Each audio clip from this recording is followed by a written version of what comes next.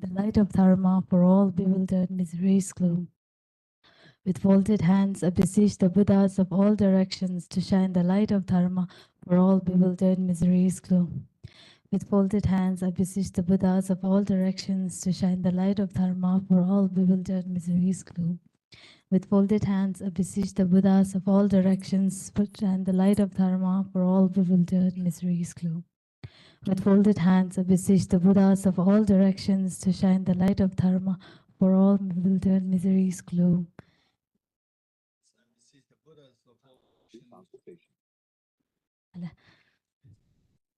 With folded hands, I beseech the Buddhas of all directions to shine the light of Dharma for all bewildered miseries gloom. With folded hands, I beseech the Buddhas of all directions to shine the light of Dharma for all bewildered miseries gloom. With folded hands, I beseech the Buddhas of all directions to shine the light of Dharma for all bewildered miseries gloom. With folded hands, I beseech the Buddhas of all directions to shine the light of Dharma for all the bewildered miseries gloom. With folded hands, I beseech the Buddhas of all directions to shine the light of Dharma for all bewildered miseries gloom. With folded hands, I beseech the Buddhas of all directions to shine the light of Dharma for all bewildered miseries gloom. With folded hands, I beseech the Buddhas of all directions to shine the light of Dharma for all bewildered miseries gloom. With folded hands, I beseech the Buddhas of all directions to shine the light of Dharma for all bewildered miseries gloom. With folded hands, I beseech the Buddhas of all directions to shine the light of Dharma for all bewildered miseries gloom. With folded hands, I beseech the Buddhas of all directions to shine the light of Dharma for all bewildered miseries gloom. With folded hand, I beseech the Buddhas of all directions to shine the light of Dharma for all bewildered miseries gloom. With folded hands, I beseech the Buddhas of all directions to shine for all bewildered miseries gloom. Beseech the Buddhas of all directions to shine the light of Dharma for all bewildered miseries gloom. Thank you very much. And Tashtele, everybody, those who are watching live and who joined from WebEx, and good evening and good morning, those who are joining in a different time zone. And as we have requested Venerable Geshe Damdul on Choe Kor to teach the Noble Mahayana Sutra on depending arising, so Geshe has gracefully accepted our request. So therefore, thank you very much, Geshe. And now I would not take much time, and I'd like to request Geshe to kindly proceed the session. Thank you, Geshe.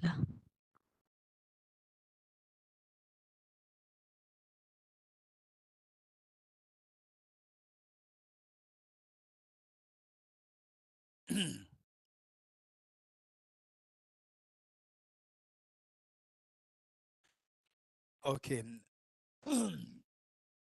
I welcome you all to the program teaching on the Sutra on dependent origination.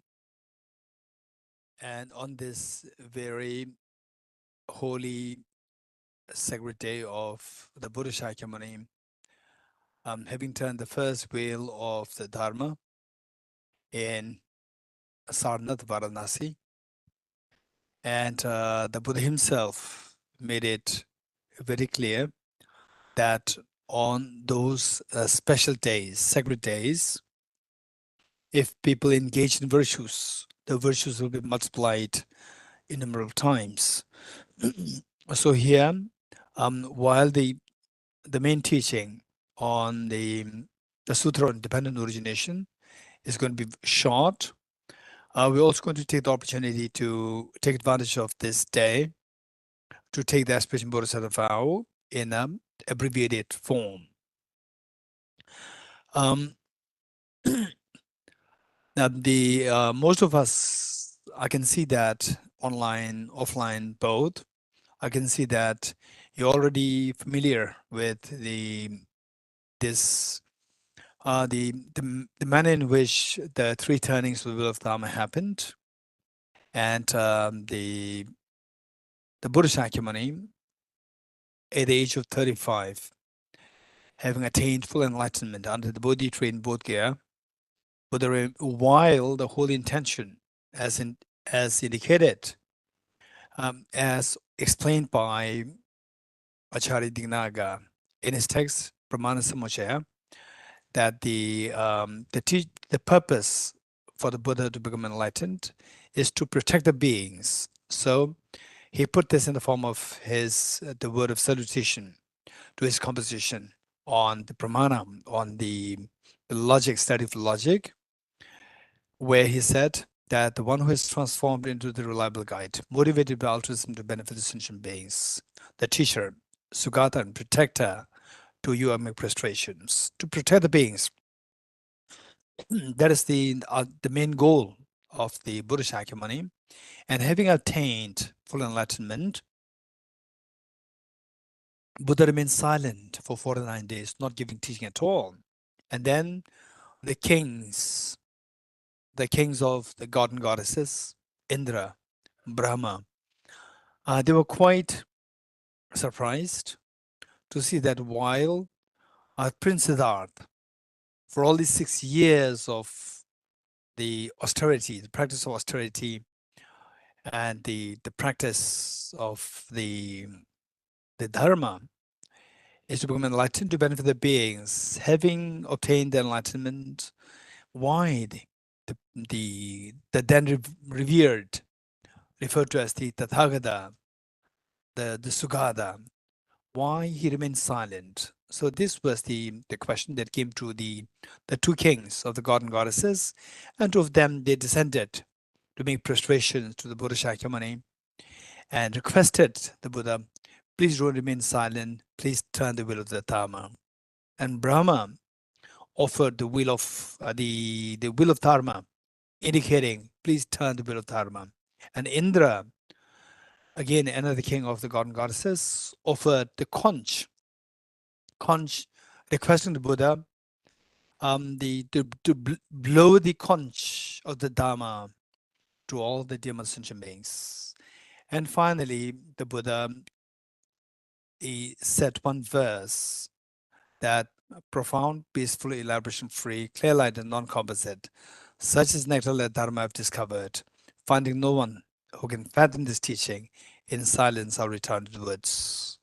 So the two kings made more requests to the Buddha Shakyamuni, and finally the Buddha accepted, headed towards the Sarnath, and then they started to give the teachings. So that came to be known as the first turning of the wheel of Dharma. And of course, this is a great, the say, a great gift for the world. This is we see that finally the real solution, be it on the individual level or the community level or the national level, international level, we see that the teaching of the Buddha, particularly knowing the interdependency on various levels and compassion coming out of this, understand this insight is the only solution to all these problems. So with this in mind, we are together here to to follow the footsteps of the Buddha Shakyamuni. Say the the one who is transformed into a reliable guide, motivated by altruism to benefit all the beings. So we're going to generate this bodhicitta to benefit all the beings. And then alongside the teacher meaning and the wisdom of emptiness, wisdom of the selflessness, referred to as teacher, because this is the wisdom which the Buddha Shakyamuni is to teach all the beings that the beings are liberated from the darkness of ignorance and eventually from the ensnarement of samsara. And from this, then we study this wisdom of selflessness, wisdom of emptiness, study, reflect, and meditate on this, we see that our mental defilements will gradually subside. Once the mental defilements are gone, then you experience the ultimate, the bliss of purity, that is Sugata. With this, then you become equipped to guide other beings, to protect other beings by sharing this light of the wisdom, and that the darkness, the evil darkness of the ignorance will be eradicated from the minds of all beings. So this being the basic framework how to remember this great teacher, how to repay the kindness of this great teacher, Buddha Shakyamuni, and in ways of following his footsteps. If this is how we do, this is the best way by which we repay the kindness of this teacher, and this is the best way by which to remember the great teacher. And today we have His Holiness the Dalai Lama, and now over the next few days there are going to be teachings given by His Holiness in Ladakh, Leh Ladakh, for the people of Ladakh, and to be received by the people all over the world online. And so we see that there is a living Buddha today with us, and we make the most of the Buddha Shakyamuni's, the legacies that the Buddha Shakyamuni left, and the today's Buddha, His Holiness the Dalai Lama, that what he teaches us, what he encourages us to do. So let us not forget these things, and this is the best way by which to remember this sacred day. So with this in mind, as I said earlier, the program will be consisted of two parts. Number one, and the taking a quick aspiration Bodhisattva vow, followed by the teaching, short teaching on the sutra on dependent origination. So with this in mind, let us go for the screen sharing.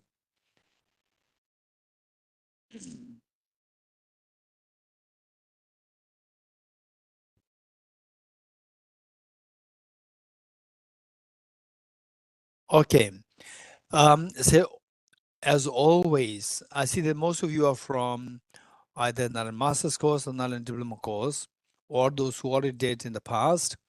Since that we know the trend, and the one thing that Tibet House here, why we are doing the ceremony of taking the aspiration Bodhisattva vow, is primarily for all of us to learn. Oftentimes, after the attending the intellectual inquiries or the studies, like the series of Nalanda studies, people come with one question. That is that how do we put these studies into practice? And the practice can be done. There are the various ways by which to do the practice, ranging from something very simple to the most sophisticated ones. And given that the people who attend the teachings of the Tibet House under the Nalanda studies, Nalanda advanced studies, what is expected is that people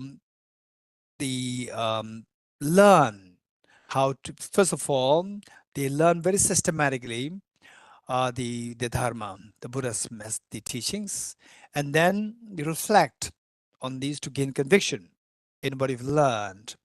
Then, having the gain conviction, then you apply this, put this into your consistent practice to bring about transformation within one's own mind, to curb the intensity, the power of the afflictions, and where once upon a time you may be short-tempered, and you just enter your house, and the parents, your family members, they feel a little disturbed. The moment you leave, they all feel so relaxed. So that person, after several years of study, reflection, you are transformed. That the moment you enter the house, everybody feels so relaxed.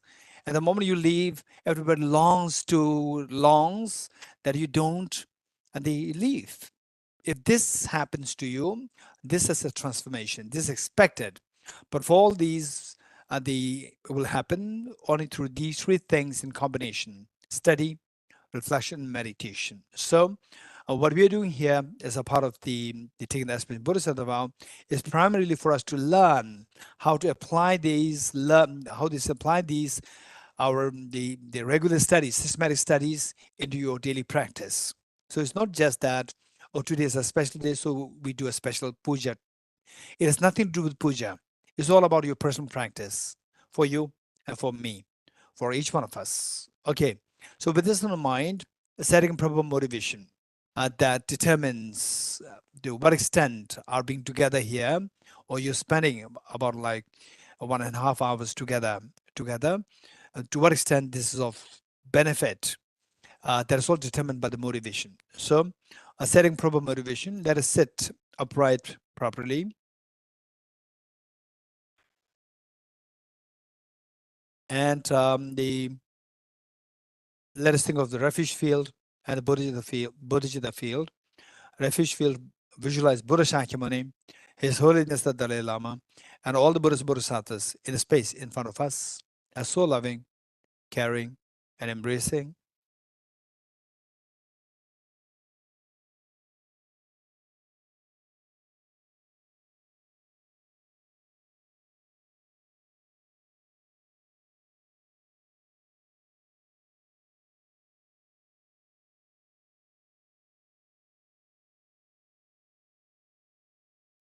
And for the Bodhicitta field, visualize your two kind parents and all of family members, including children, and all other demon sentient beings, human beings, animals, insects, hungry ghosts, hell beings, god and goddesses, spirits, in your country, in the world, in the Milky Way galaxy, in the entire universe, seen and not unseen.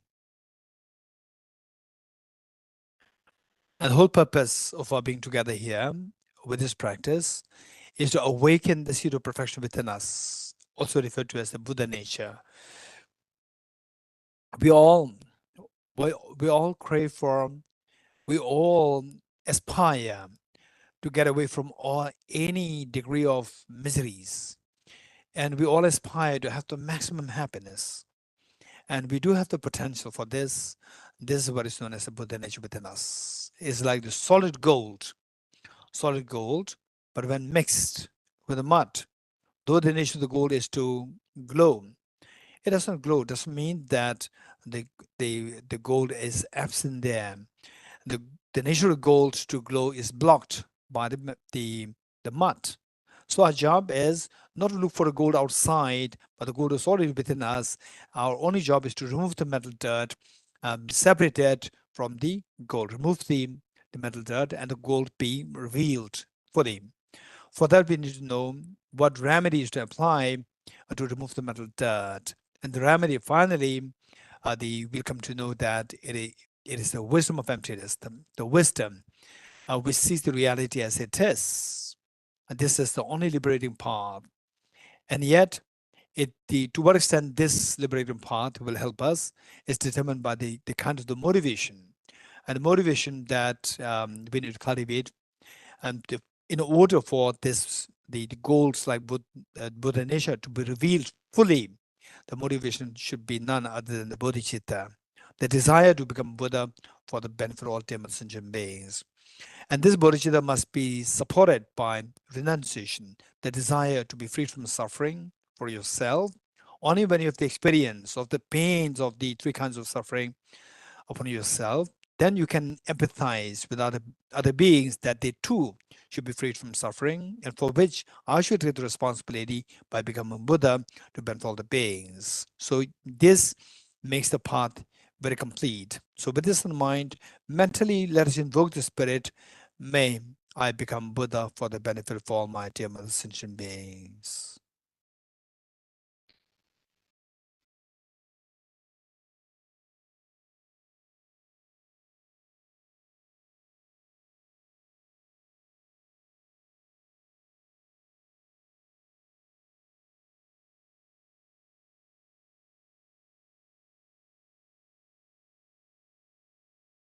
Okay.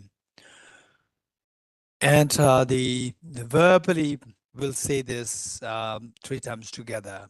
So knowing that the what we are doing, for some of us, what we're doing may sound as so superficial that what we say, what we think is very different. It doesn't really resonate with our natural thinking. Our natural thinking is more individualistic, whereas what we are trying to the cultivate now is may become Buddha for the benefit of all sentient beings. But Our mind may be our natural tendency may be towards the individualism. So there's a little the contradiction there, but where the contradiction is there, where our mind does not really flow naturally towards altruism, this requires practice. So what we're doing is a practice. Practice means that we are not perfect. So the where we cannot think like this, we're learning how to think. It is like practicing music. When you day one you practice the music, there's no music actually coming out, it's just a noise. And then you mimic your teacher, and gradually it becomes real. It becomes very beautiful music. Likewise, if we just mimic the great Buddhas and Bodhisattvas, how they generate this great compassion for all the beings, we mimic, and initially it can be like a chaotic noise within the mind, clash between what we are trying to do and what our natural mind the resonates. So, with this in mind, we verbally, even verbally, let us try to say this line 3 times related to bodhicitta. So, when you verbally say this, your mind is again activated in a different form. Okay, 3 times together. May I become Buddha for the benefit of all my dear mother sentient beings. May I become Buddha for the benefit of all my dear mother sentient beings. May I become Buddha for the benefit of all my dear mother sentient beings. Okay, with this in mind, we'll recite the following passages together. And while reciting the passage, it's not just a recitation. Recitation is not the main focus. The main focus should be reflections happening within your mind. The meanings must be reflected in our minds. So with this in mind, let us then, and we as we do that, let us remember to think of your parents, think of all dear mother sentient beings with you, and all the Buddhas Bodhisattvas there with us. And through your greater compassion, you taught Immaculate Dharma to dispel all perverted views. To you, the Buddha Gautama, I pay homage. And through your great compassion, you taught Immaculate Dharma to dispel all perverted views. To you, the Buddha Gautama, I pay homage. And through your great compassion, you taught Immaculate Dharma to dispel all perverted views. To you, the Buddha Gautama, I pay homage. Sanye joda zoge jonam la chanjo bardo dane gyapsu che dage jinso gebe sonam ge dola penjir sanye drubare sho sanye joda zoge jonam la chanjo bardo dane gyapsu che dage jinso gebe sonam ge dola penjir sanye drubare sho Sanye Joda Soge Chonam La Chanju Pardo Dani Gyapsuch Dage Jinso Gebe Sonam Ge Dola Penjir Sanje Dubara Sho. It is on which page? Page number 4. Okay, those the offline the you if you are referring to the book is on page 4. I go for refuge until I'm enlightened to the Buddha, the Dharma, the Sangha. By my accumulations or practice of giving and so forth, may I become a Buddha to benefit all sentient beings. I go for refuge until I'm enlightened to the Buddha, the Dharma, the Sangha. By my accumulations or the practice of giving and so forth, may I become a Buddha to benefit all sentient beings. I go for refuge until I'm enlightened to the Buddha, the Dharma, the Sangha. By my accumulations or practice of giving and so forth, may I become a Buddha to benefit all sentient beings. In dependent origination, there is no ceasing, no arising, no annihilation, no permanence, no coming, no going, no separateness, and no sameness. I prostrate to the consummate Buddha, the supreme among all teachers, the one who taught this peace, which is free of elaborations. I prostrate to the mothers of the hearers, the Bodhisattvas, and the Buddhas, which through the knowledge of all lead hearers seeking pacification and complete peace, which through the knowledge of paths causes those helping minorities to achieve the aims of the world, and through the possession of which helps subdue and expound a varieties of teachings. The one who has transformed into the reliable guide, motivated by altruism to benefit sentient beings, the teacher, Sugata and protector, to you amid prostrations. The one who has eliminated the web of conceptualizations and is endowed with the divine bodies of the vast and the profound, who eternally shines forth the forever noble light rays. To you, the Buddha, make prostrations. Inspired by wisdom and compassion, today in the Buddha's presence, I enter the mind of full awakening for the benefit of all sentient beings. As we recite the mantra, they will quickly, okay, as we recite the mantra, just try to recall the meanings of the words and the complete mantra and see if the meanings are reflected within your mind. That is the key point. Let's say this 3 times together. Om ye dharma hetu prabhavam hetum te sham dathagato hyavatat te sham chayo nirodha evam vadi mahashramana yesvaha. Om ye dharma hetu prabhavam hetum te sham dathagato hyavatat te sham chayo nirodham evam vati mahashramana yesvaha. Om ye dharma hetu prabhavam hetum te sham dathagato hyavatat te sham chayo nirodha evam vati mahashramana yesvaha. All phenomena arise from causes. The causes are taught by the Tathagata. The cessation causes as well as taught by the great seer. Profound, peaceful, elaboration-free, clear light and non-composite. Such is the natural light Dharma I've discovered. Finding no one good to fathom this teaching, in silence I'll return to the woods.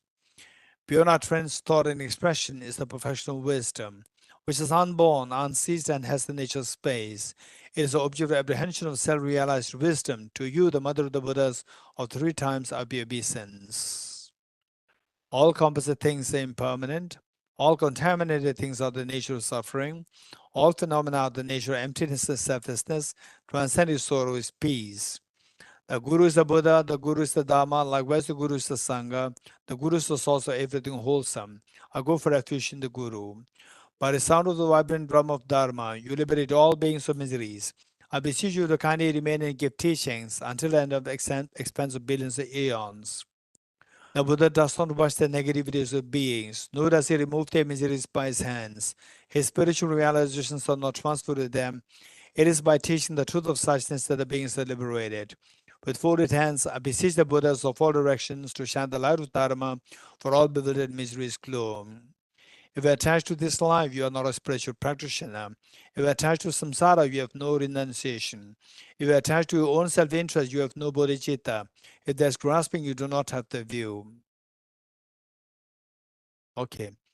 Praise to Shakyamuni Buddha. As we recite the praise to Buddha Shakyamuni, it is not that if we praise the Buddha Shakyamuni, then Buddha will be very happy and will bless us. This is not the point. The point is that for us, whether we praise the Buddha or not praise the Buddha forever loves all the demon sentient beings. Then what's the reason for our doing this recitation, the praise to Buddha Shakyamuni, is for the reason that when the Buddha Shakyamuni was praised, there are points, there are qualities on the basis of which the Buddha Shakyamuni was praised. And these are the qualities on the basis of which this Prince Siddhartha became the full awakened being, the being, the enlightened one to benefit the whole world, like the sun which shines to the whole world to save the world from the darkness of ignorance. And see if these qualities on the basis of which the Buddha Shakyamuni was praised, if some of these qualities are within yourself, at least the similitude of these are there within us. If you do find some of them, rejoice in these good qualities and see how to cultivate, nurture them further, that eventually you as well become the full enlightened one to benefit all the demon sentient beings. And if you don't find these qualities within yourself, we do have the seeds of these qualities. Everyone has the the beautiful seeds of these amazing qualities within us. So why not we germinate these qualities, cultivate these qualities, and enrich them, and then one day that we as well become Buddha, like Buddha Shakyamuni, to benefit all the Dhamma sentient beings. So this is what we need to remember as we recite these, as we do the recitation of this praise. Okay, together.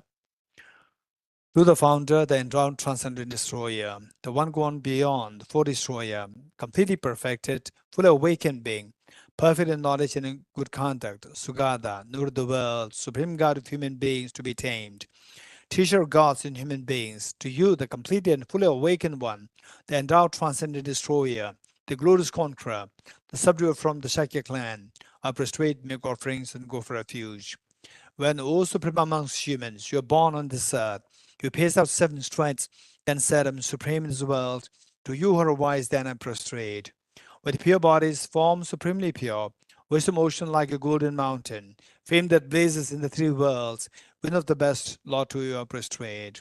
With a supreme science, face like a spotless moon, color like gold, to you I prostrate. Dust free like you, the 3 worlds are not. Incompatible wise one, to you I prostrate. The Savior having great compassion, the founder having all understanding, the field of merit with qualities like a vast ocean, to you that Tathagata I prostrate.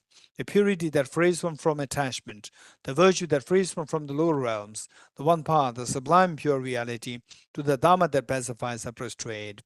Those who are liberated and also show the path to liberation, wholly feel qualified with realizations, who are devoted to the moral precepts, to you the Sangha prostrate. Do not commit any non-virtuous actions, perform only perfect virtuous actions. Subdue your mind thoroughly. This is a teaching of the Buddha. A star, a visual aberration, a flame of a lamp, an illusion, a drop of a dew or a bubble, a dream, a flash of lightning, a cloud. See conditioned things as such. Through these merits may sentient beings attain the rank of all-seeing, subdue the 4 falls, and be delivered from samsara's ocean, bettered by the ways of aging, sickness, and death. Okay, let's recite the Heart Sutra. Finally, the eternal will of Dharma. The first eternal will of Dharma pertains to the Four Noble Truths.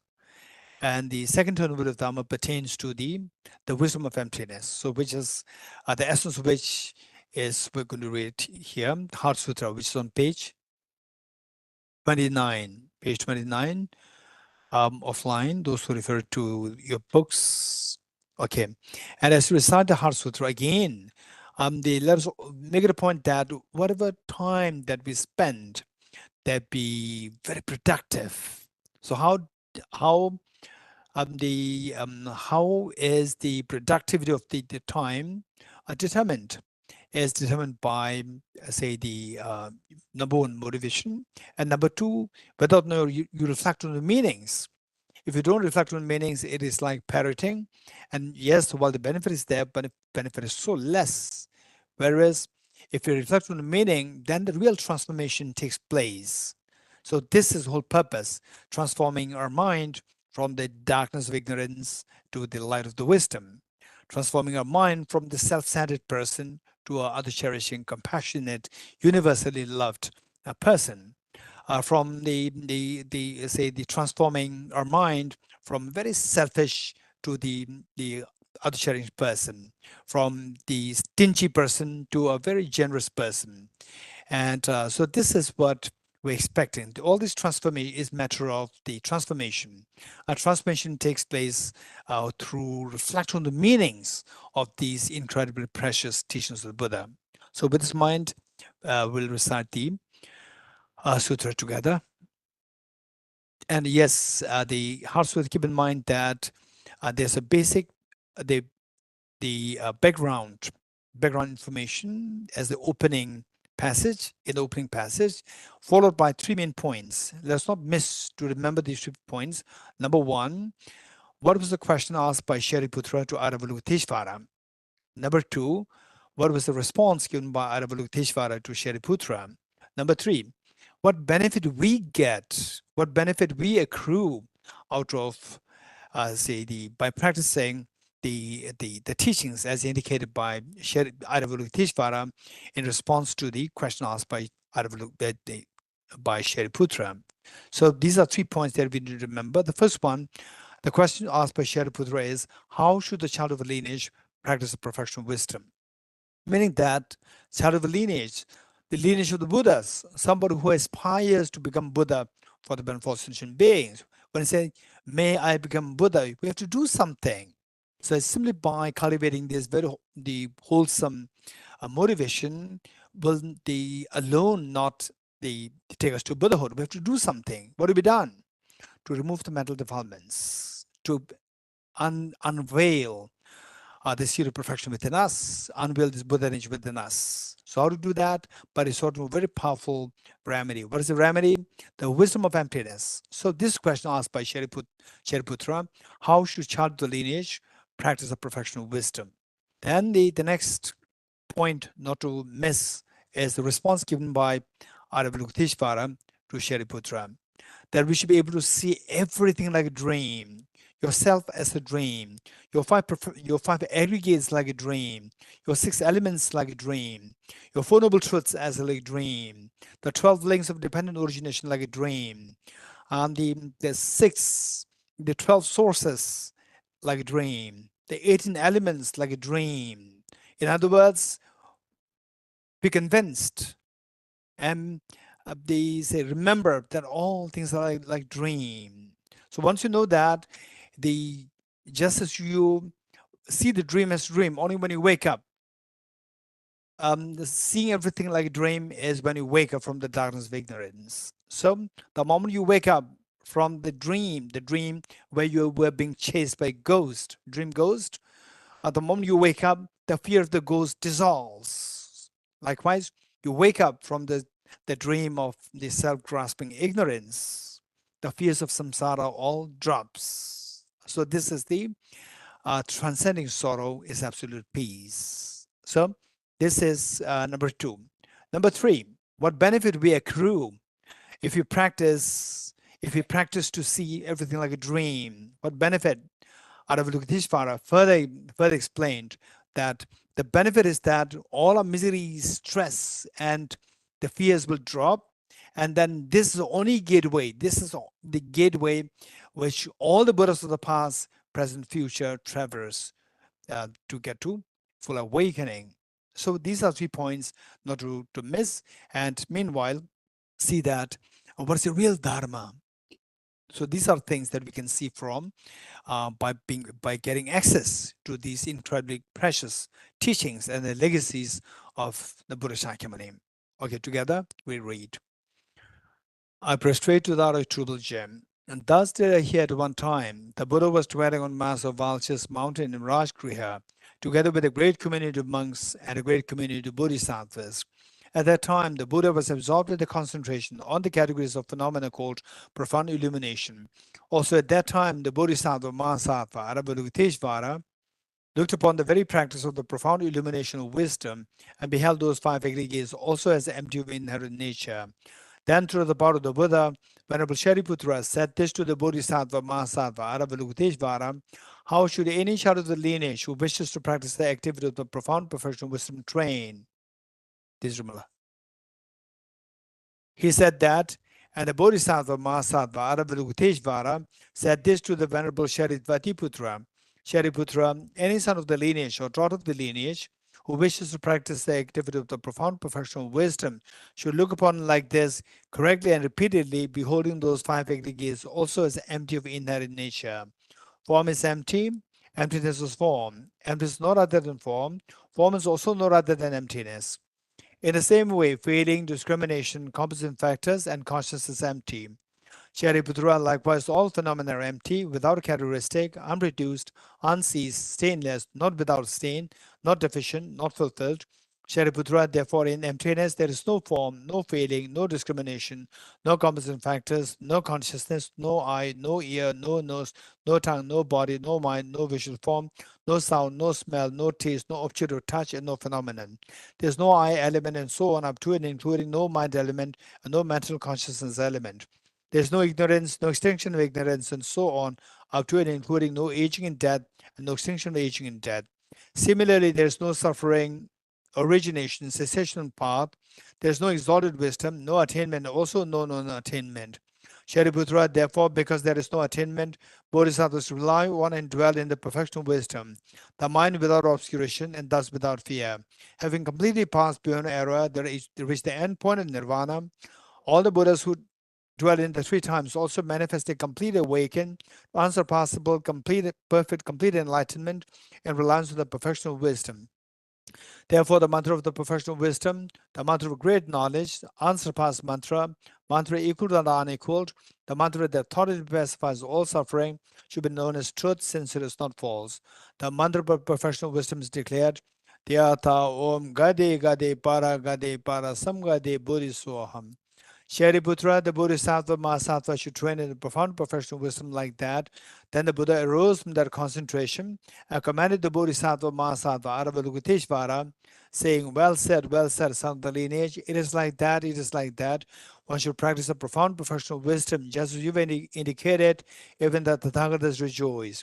The Buddha having thus spoken, the Venerable Sharitvadiputra, the Bodhisattva Mahasattva Aravalokiteshvara, those surrounding the entirety, along with the word of gods, humans, asuras, and Gandharvas, were overjoyed and highly praised that spoken by the Buddha. Okay, we'll recite this mantra 7 times, and as we recite this, if possible, try to imagine, visualize that you are in Rajgir, the place where the Heart Sutra actually was taught.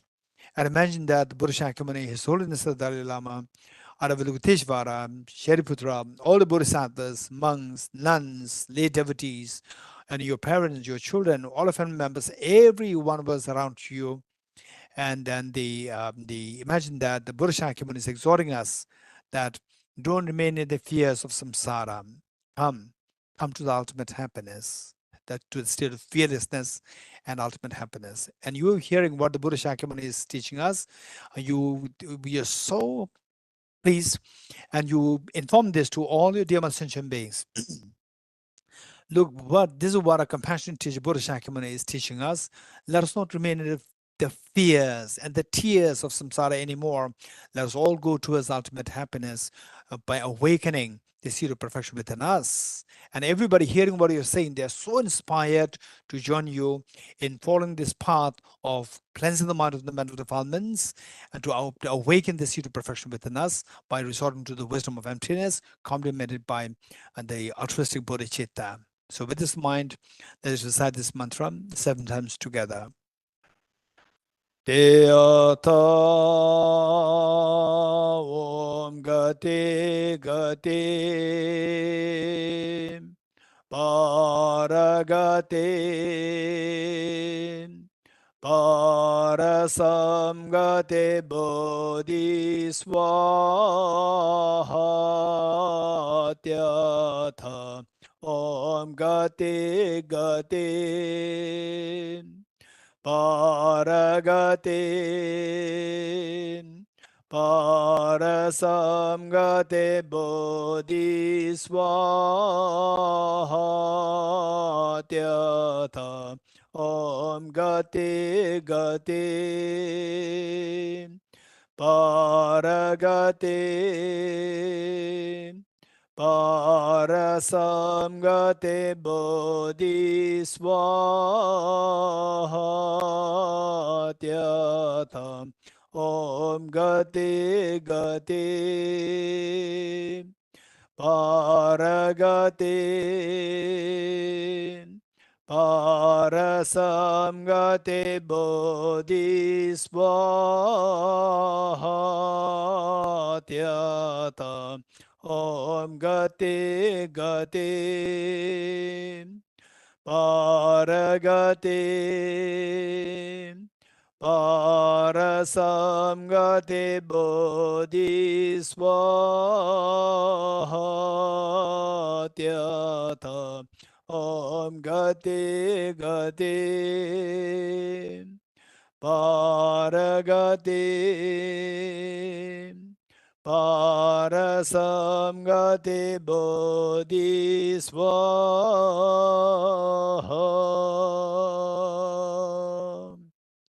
By the teachings of three supreme jewels possessing the power of truth, may inner and outer hindrances be transformed, may they be dispelled, may they be non-existent, may they be pacified, may all negative forces opposed to the Dharma be completely pacified, may the host of 80,000 obstacles be pacified, may we be separated from problems and conditions harmful to the Dharma, may all injuries be in accord with the Dharma, may auspicious and perfect happiness pervade this place now.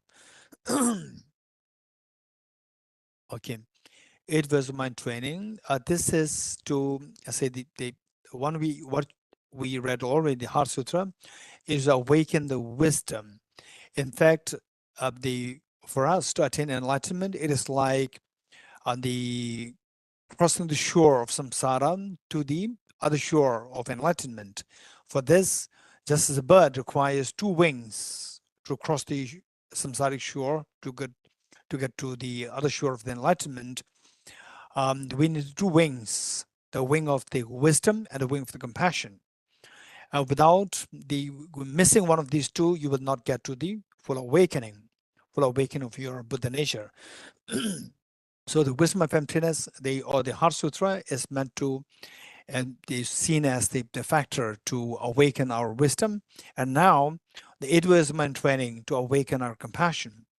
And they say cultivating compassion is not just may I have compassion towards other beings. Of course, this is so precious, but then to be very realistic, to actually make things happen, we need to they cultivate this compassion through two ways. One is by the removing the non-conducive factors, unconducive factors of the compassion, and on the other hand, gather the conducive factors for cultivating compassion. What are the non-conducive factors or the unconducive factors for cultivating compassion? Is the anger and the ego. So these two things are there. What is the job of these two, the anger and ego? They just push others away from you. What is compassion? Compassion is to bring others closer towards you. So these two are just opposite in their the attitude, in the actions. Therefore, we have to try best to get rid of the ego and the anger. When the anger and the ego subsides, naturally it leaves room for us for the compassion to flow naturally. So this is one part. Then on the other hand, we need to create the conducive factors to nurture compassion. And what kind of conducive factors? There are primarily there are two methods to cultivate compassion. One is the sevenfold cause effect method, Vijayana Bodhicitta, and the other one, the method of equalizing the exchanges of others. These two methods are there. And of course, these two methods are to be studied first. Studied first. You must gain conviction in this, that this is very true. I never thought of these ways by which to cultivate my to expand my the happiness by expanding my compassion. And you'll see that, wow, this is amazing. I've never experienced such things before. I've never come to know about these things before. These are the real treasures coming from the Buddha Shakyamuni here in India 2,500 years ago. So there are two things happening. One is to curb the power and the intensity of the anger and ego. And how to do that? We have to identify the causes of the anger and the causes of the ego. Identify these causes and try to stay away from these causes. Example given by Bodhisattva Sharadeva is that if you see that there's one fire, one house on fire, where the houses were all connected to each other with the straw, with the straw, dry straw, and then what you do is that this straw, they are the causes. These are the connecting, linking, are the connecting factors of the fire from house to the next house. So you remove the straw, or remove the fuel of the fire, so the fire cannot jump to the next very easily. So likewise, anger and ego, how do they arise? They arise when you feel vulnerable. Anger and ego, they are the sign of our weakness. These are not the sign of our strength. So these are the indication of our weakness. Weakness meaning our vulnerability. So when you see that, when you don't know, they say, the means by which to solve the problem, then you resort to anger, you resort to the ego. Whereas if you know the means how to solve the problem, you will just, nobody wants to be angry. So nobody The morning you get up, nobody says that today I'm so excited, I'll be angry today. Nobody. But when you're in the rage of anger, then you become insane. Insanity, the insanity dawns in you. So where then you flare this anger even more, ego even more. So these come into being through the difficult the situations. For example, like when you see difficult people, when you meet with difficult people, or when you meet with some challenging situations, then when you don't know how to solve the problem, you give into anger and the ego. So how to solve these problems? So that anger and ego will diminish. So these are the methods employed in this 8 verses of mind training, and then will be ended with a very powerful the method to view all things like a dream as illusion, so that you will not be affected by external factors, and because of this you feel so safe. The vulnerability, you are free from vulnerability. When you are free from vulnerability, then you don't have to resort to anger or the ego. So anger and ego automatically subside. Okay, so this is the manner in which we recite these 8 verse mind training. Remember, not to miss to remember the main points.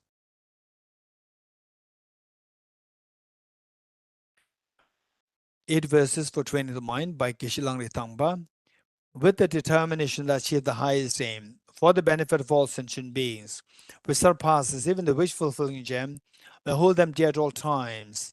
Whenever I interact with someone, may I view myself as the lowest amongst all, and from the very depths of my heart, respectfully hold others as superior. In all my deeds, may I probe into my mind, and as soon as mental and emotional afflictions arise, as they endanger myself and others, may I strongly confront them and avert them. When I see beings of unpleasant character and those oppressed by strong negativity and suffering, may I hold them dear, for they are rare to find, as if I've discovered a jewel treasure. When others, out of jealousy, treat me wrongly with abuse, slander, and scorn, may I take upon myself the defeat and offer to others the victory. When someone whom I've helped or in whom I've placed great hopes mistreats me in extremely hurtful ways, may I regard him still as my precious teacher. In brief, may I offer benefit and joy to all my mothers, both directly and indirectly. May I quietly take upon myself all hurts and pains of my mothers. May all these remain undefiled by the stains of 8 mundane concerns, and may recognizing all things as illusions, devoid of clinging, be released from bondage. From my 2 collections, vast space that I've amassed from working with effort in this practice for a great length of time, may I become the shield leading Buddha for all those whose minds to be surmised blinded by ignorance. Okay, mental offering. A mental offering is to accumulate the merit. Say that when you run for marathon, some people, they can run so fast, but they may not have stamina. But some people, they may not run too fast, but the stamina is so much that eventually this person leads the marathon. So that stamina, this is the accumulation of the energy, accumulation of the merit, and merit has to be accumulated. And this is all, even the merit accumulation is also dependent originated. One way by which to accumulate merit with such a short span of time in an easy way is by offering the best thing that you can think of in this universe to all Buddhas, Bodhisattvas, who are the guardians, or the protectors, the benefactors for all the mother sentient beings. So with this in mind, well, let us offer this model together. This ground adorned with perfume, strewn with flowers, adorned with Mount Meru, the 4 continents, the sun, and the moon. I imagine this as a Buddha field and offer it. May all sentient beings enjoy this pure land. O Saje Bege Jo She Men Do Ta Re Ra Le She Nyen Den Gen Ba De Sanje shendo me de buvaye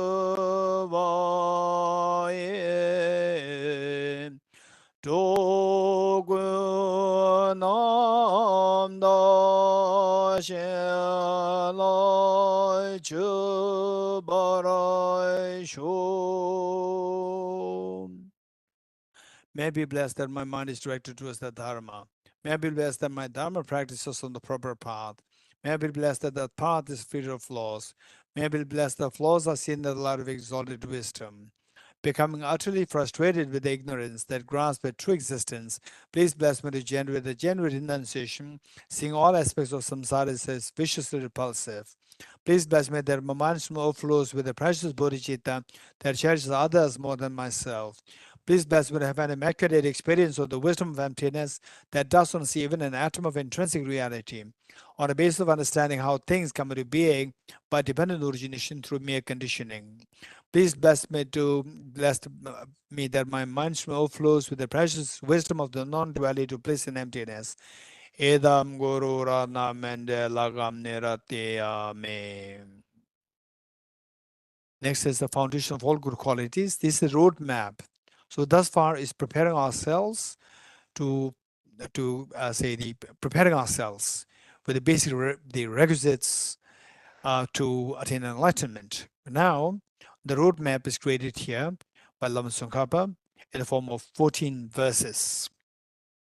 And we will read this by reflection on the meanings. Yeah.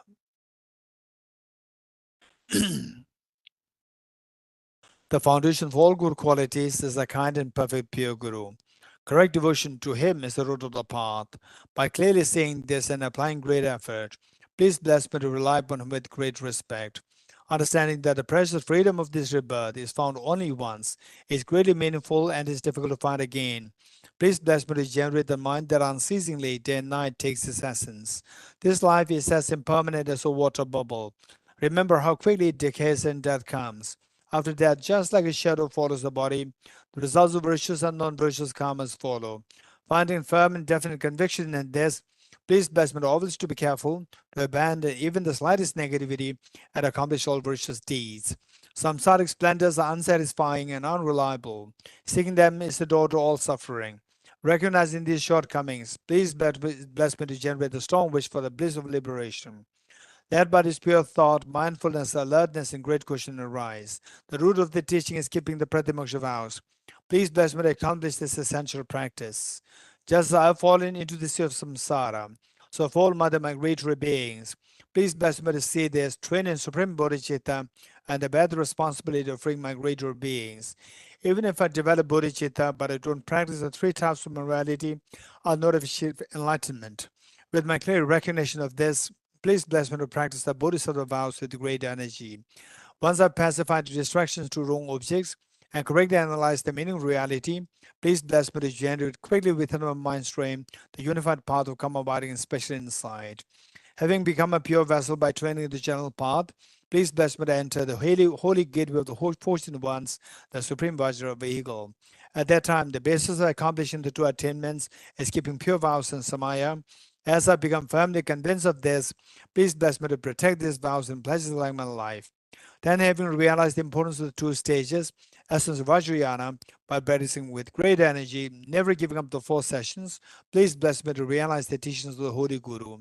Like that, may the Gurus who showed the noble path and the spiritual friends who practice it have long lives, please bless me to pacify completely all out and inner hindrances. In all my lives, never separated from perfect Gurus, may enjoy the magnificent Dharma by completing the qualities of stages of the paths, may I quickly attain state of Vajratara. Okay, we say this verse together. This is the verse of salutation to Lama Tsongkhapa, the author of the Foundation of All Good Qualities. I will say that many of you know how to sing this. I will first say this in English, followed by with the melody in the Tibetan. You are Avalokiteshvara, great treasure of non-referential compassion, and Manjushri, master of flawless wisdom, as well as Vajrapani, drove hosts of demons without exception. Tsongkhapa, crown jewel of the sage of the land of snows, love sang Taba at your feet and make prostrations. And as we read this, we skip the third line just to accommodate the melody. Mil me tse ve te che re se te me kembe ombo jambe yam. Kanje kebe tso ke tso kaba lo sa ta be sham la so wa de. Me tse te che re se te me ke be wom bo jam be yam. Kanje kebe tso ge tso kaba lo sa ta be shab la so wa ne. Me tse te che re se te me kembe wombo jambe yam. Kanje kebe tso ge tso kaba lo sa ta be shab la so wa ne. Okay. Now, as a part of taking the aspiration Bodhisattva vow, we will do a 5 minutes breathing meditation. And the since I can see that there are few who are new to this, I'll give a quick instruction on the single point meditation. So basically, meditation is of two kinds: single point meditation and analytical meditation. Both are required. It is like the light required to dispel the darkness for us to read the books. This light should have two qualities. One is that it should be very bright. If it is very faint, then the purpose for us to read the books is defeated. The light must be very bright. That the brightness is is a metaphor for the sharpness of the intelligence, which is which can be generated through analytical meditation. And whereas if the light is, even though the light is very bright, but if it is flickering, again, it's very strainful to your eyes. So it should be very steady. Likewise, this wisdom, not only that wisdom is extremely sharp, it must be also very steady. So the sharpness is built by the analytical meditation, and the steadiness is built by this single point meditation. So what we're doing here is a single point meditation meant to build the steadiness of our the wisdom. So for this, four things to keep in mind. One, the body posture. Number two, the focal point. Number three, identifying the errors of meditation. Number four, applying the remedies to overcome the errors. First, the body posture. Body posture, if you can sit cross-legged, that's good. And meanwhile, I also like to share with you that the cushion on which you sit for meditation, the cushion should not be too soft. It should not be too hard.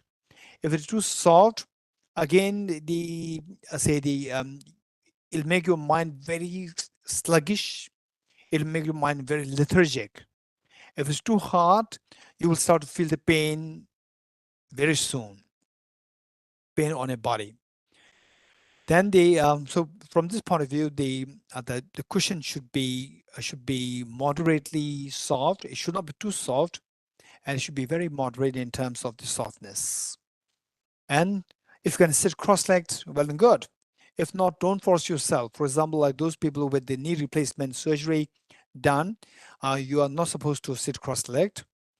And you can do the meditation sitting on a chair, or cross-legged, whichever position is comfortable for you, you can do that. And then the next part is very important. That is the back upright. Back should not be leaning against the support. It should not be like hunchback. It should be upright. And that particularly when you meditate, don't lean against the support. Whereas if you have backache problem, there's always exception there. If you have a backache problem, you want to lean against support, you lean against so whichever is more comfortable for you. Whereas for others, if you have no the problem, health issues, no backache problem, then you're supposed to be sitting upright, not leaning against the support. That's very important. And because that the moment you say lean against the support, or you say the sit like hunchback like this, your mind instantly, you will feel that your mind becomes loose. It becomes lax. Instant you can feel that. And particularly when you say the engage in practice of meditation for some time, then you can see this difference so vividly. The next, and your head is tilted forward a little bit, and then next, your eyes not close. Your eyes not close, and some practitioners, some teachers, they say that close your eyes, but it's not a good advice, at least for this meditation. Don't close your eyes. Keep your eyes half open. 45 degrees cast down and ignore. Initially, it can be very difficult when you're not used to do meditation with eyes open. It can be a little difficult. And once you learn this, you can see the difference. With eyes closed, you can see that your mind instantly again feels lax. When you keep your eyes open, your mind feels very refreshing. Okay. Then they your the tip of the tongue should touch the upper palate to avoid excessive accumulation of saliva in your mouth. And breathe normally. Keep your teeth and the lips in their natural course. And your right hand on your left hand, and the tips of two thumbs joining, forming a triangle. Place the two hands on your lap in a restful state. And breathe normally. Don't force your breath. Don't control your breath. Breathe, let the breath flow very naturally. So this is your body posture. Next is this body posture, also known as the Buddha Vairochana's body posture. The next is a focal point. What you're going to meditate on? We're going to meditate on, say, the two things. One, say the count of the breath. Breathe in, breathe out. Cycle 1. Again, breathe in, breathe out. Cycle 2. So I'll say here we're going to do for 5 minutes, but otherwise if you are new to meditation, when you do it by yourself on your own in your house, room, whatever, don't do it like 5 minutes. Do it 21 cycles. 21 cycles is a little close to 1.5 minutes. 1.5 minutes, because that if you do the session long initially, then the chances for the laxity and the excitement to arise increases, and the quality will be compromised. Okay, and then the second thing that we're going to do, multitasking, is while you count the breath, you also visualize a tiny white dot between your nose and the upper lip. Just scratch this position, scratch this. Okay, scratch this. You feel something. Likewise, scratch your back. Don't look at your back. just scratch it, you could feel it. Yes, I could feel the scratch. So that mind which feels the scratch, which says that yes, I'm feeling the scratch, that is mental consciousness. It's not a sensory consciousness. Your body, your body sense consciousness, of course it feels the scratch, but when you say that yes, I am feeling it, that is a mental consciousness. So the meditation is done not by your body consciousness, not by your sense consciousness, it should be done by your mental consciousness. So even though your eyes are open, but if you're able to employ your mental consciousness effectively, then your eyes will become so oblivious to what is seeing.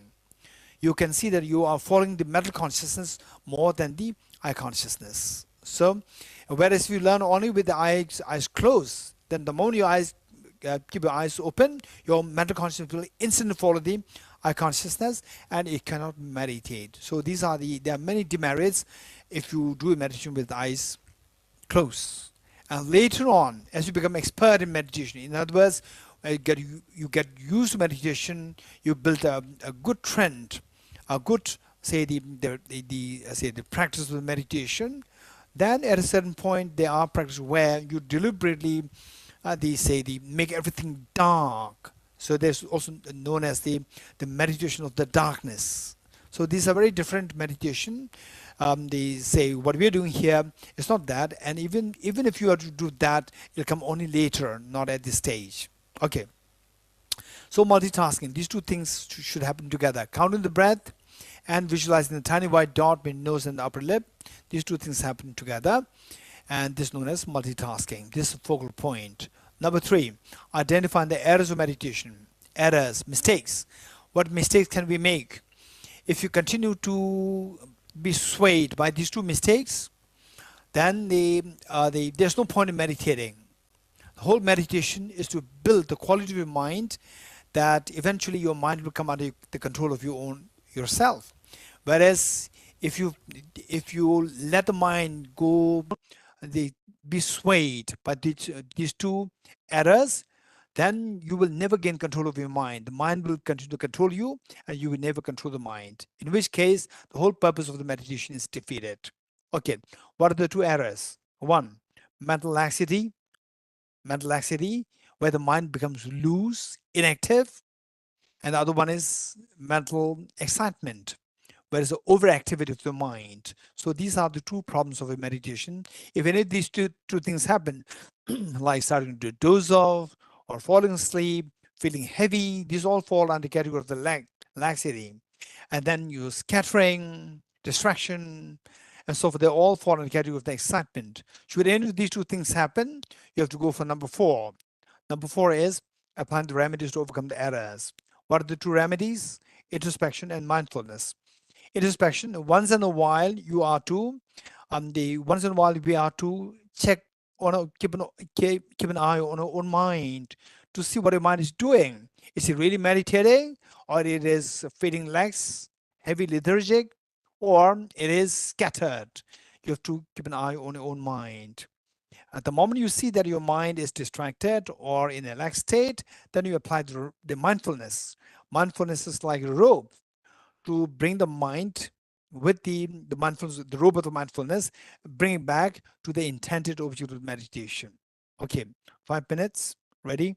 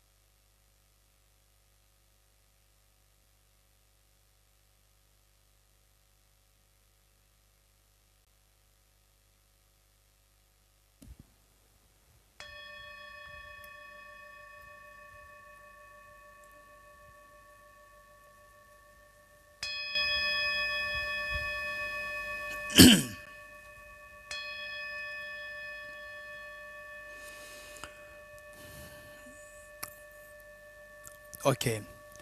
Um, with this in mind, we will quickly switch to the bodhicitta, um, where we will, again, what we did before, repeat it here with folded hands. Let us, first of all, mentally invoke the spirit. May I become Buddha for the benefit of all my dear sentient beings. Okay, let us take a few seconds to invoke the spirit.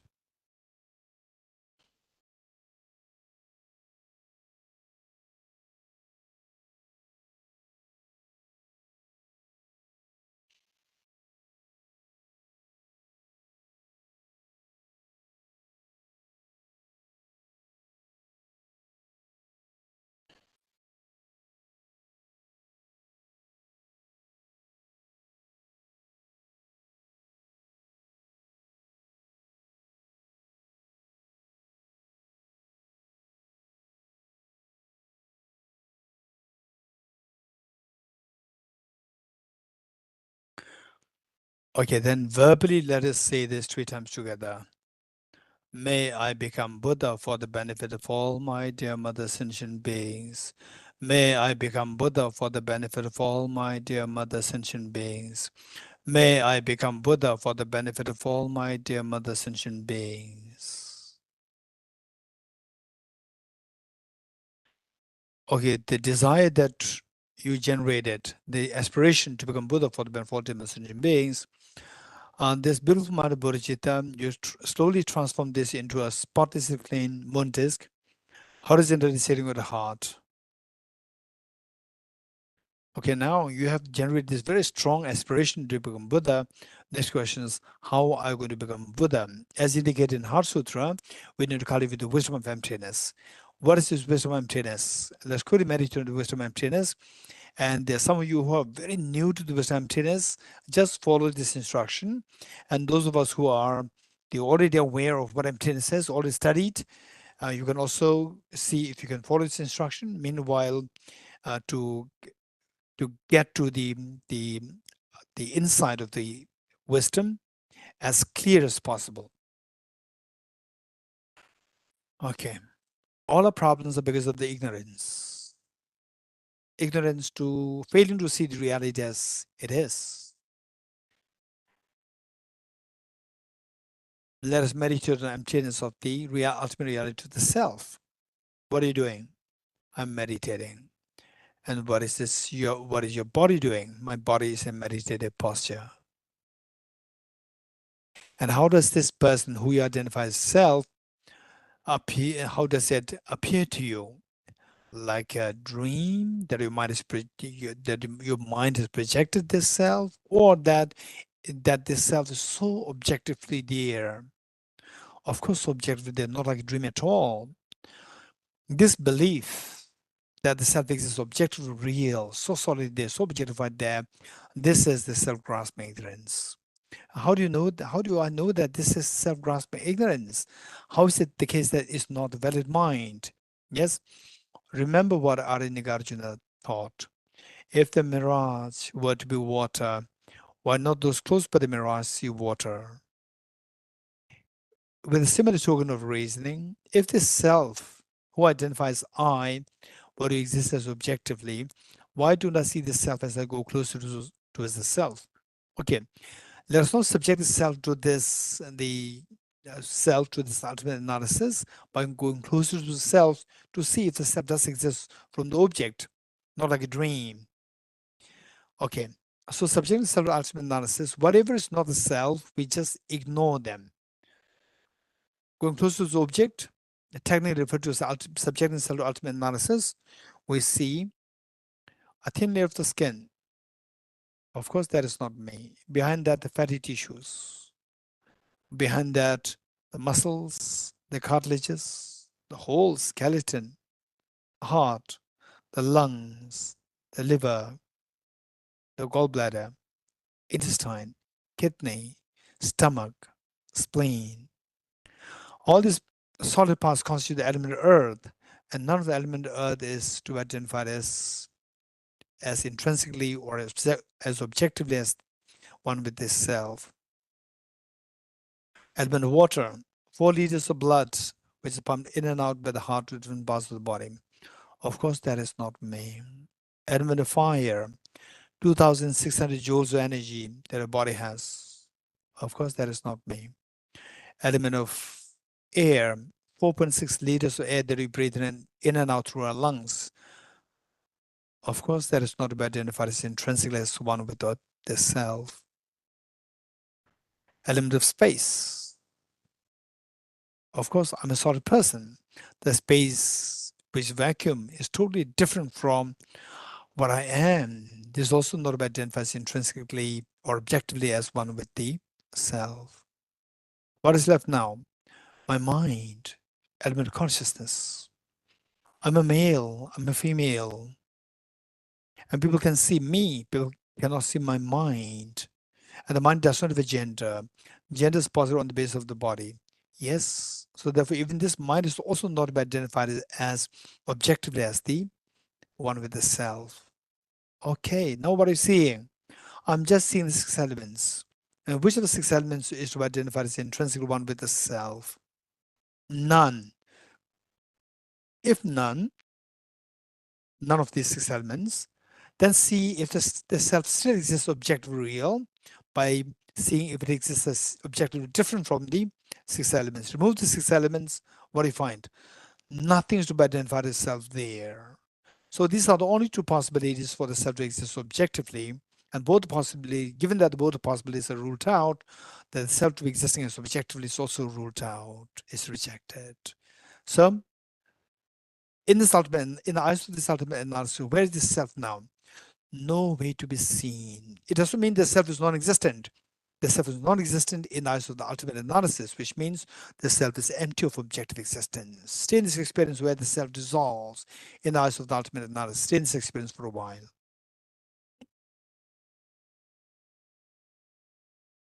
In some cases, there's a tinge of fear can come, but for some, a ticking sensation come. Cold waves can flow through your body. And in some cases, very tranquil experience can come. If it does happen, you're very fortunate. If not, don't worry. Just continue to go for more extensive studies, reflection, and meditation. Eventually, you'll get these experiences. So precious. Okay. Now, in the eyes of this ultimate analysis, where is the self? The self is nowhere to be seen as objectively real. Stay in this experience. The self dissolves. Slowly transform this as the fearless mind of the wisdom of emptiness into a spotless, clean, thumb-sized white Vajra, vertically sitting on the moon discovered heart. Okay, now you have the moon, symbolic of the conventional bodhicitta, which wishes to become Buddha for the benefit of demon sentient beings. This will exterminate the one of the demons' self-centered attitude. And Vajra, symbolic of the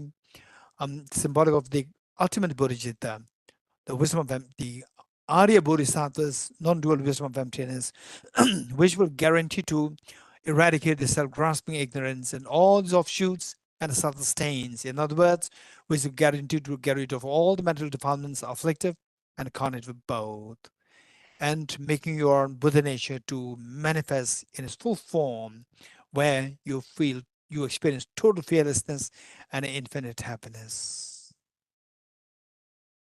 Okay, that's amazing. I'm so fortunate today, on this holy day, the sacred day of the Buddha's turning the first wheel of the Dharma. I generated these 2 bodhicittas, that non-dual, and the blaze of non-dual bodhicittas with myself. But think of your 2 parents, your children, all of family members, all dear sentient beings.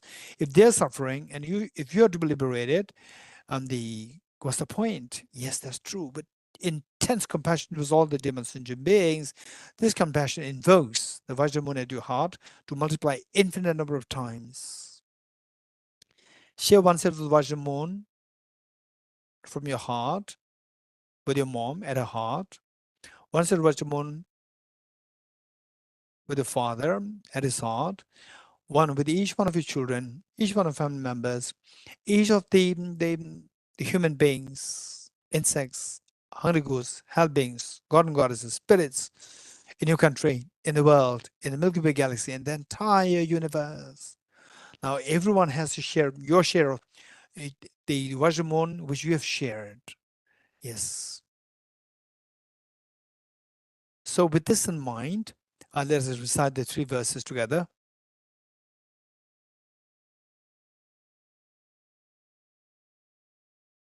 Imagine that you are, all the Buddhist Bodhisattvas are with us, and you are inspiring all your dear sentient beings to join you to take this aspiration Bodhisattva vow. I go for refuge to the Triple Gem. I confess the negativities individually. I rejoice in the virtues of all the beings. I hold the precious Buddha in my heart. I go for refuge to the Triple Gem. I confess the negativities individually. I rejoice in the virtues of all the beings. I hold the precious Buddha in my heart. I go for refuge to the Triple Gem. I confess the negativities individually. I rejoice in the virtues of all the beings. I hold the precious Buddhahood in my heart. Gurus, Buddhas, and Bodhisattvas, please be here to me. Just as previous Buddhas have generated the mind of bodhicitta, and just as they successfully dwell in the Bodhisattva practices, likewise for the benefit of all sentient beings, I will generate the mind of bodhicitta, and likewise shall I too successfully train the Bodhisattva practices. Gurus, Buddhas, and Bodhisattvas, please be here to me. Just as previous Buddhas have bodhicitta, and just as they successfully dwelled in the bodhisattva practices, likewise for the benefit of all sentient beings, I will generate the mind of bodhicitta, and likewise shall I too successfully train the bodhisattva practices. What is the page number? Page 50. Gurus, Buddhas, and Bodhisattvas, please be here to me. Just as the previous Buddhas have generated the mind of bodhicitta, and just as they successfully dwelt in the bodhisattva practices, likewise for the benefit of all sentient beings, I will generate the mind of bodhicitta, and likewise shall I too successfully train the bodhisattva practices. Feel the joy over having received the aspiring bodhisattva vow. And this is amazing experience. So fortunate. Since time immemorial till now, we've been engaged in negative karmas, and the outcome is only that we are trapped in samsara continuously with having to shed tears endlessly. And today we have generated bodhicitta to really exit, to really quit samsara completely for yourself and for all Dhamma sentient beings. And the meanwhile, let us remember that all Buddhas, Bodhisattvas, they're watching us. They're so proud of us that what you've done today, they feel so happy today that you have generated this bodhicitta. And for the Buddha himself very clearly indicated that the more meritorious than offering and the offering the whole universe filled with gems to all Buddhas Bodhisattvas, they is generating one moment of compassion for all beings. If this were to be the case, what I mentioned of our having generated bodhicitta today, that this greatest gift that you have, the gifted to all the Dhamma beings, this greatest of the offering that you made to all Buddhas and Bodhisattvas, and this great meaning that you have extracted out of your life today. So, and with this mind, imagine all Buddhas Bodhisattvas, they're so proud of you having generated bodhicitta today. And this pride and happiness Buddhas Bodhisattvas feel invoke the Vajramon in a full form in their minds to multiply infinite number of times. Like rain shower, they descend to merge with the one that visualize in their heart, thereby becoming non-dual, stabilized, and blessed. Likewise, all these innumerable replicas of Vajramon from all the Buddhist Bodhisattvas, they descend to merge with the one that visualize in the heart of the mother, the heart of the father, the heart of each one of your children, each one of family members, and each of the demon sentient beings, all the demon sentient beings, thereby becoming non-dual, stabilized, and blessed.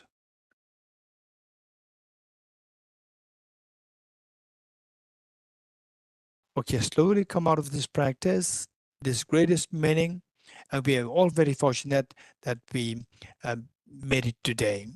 Okay, so now let us the quick short teaching on the dependent origin, Noble Mahayana Sutra, dependent arising. Okay.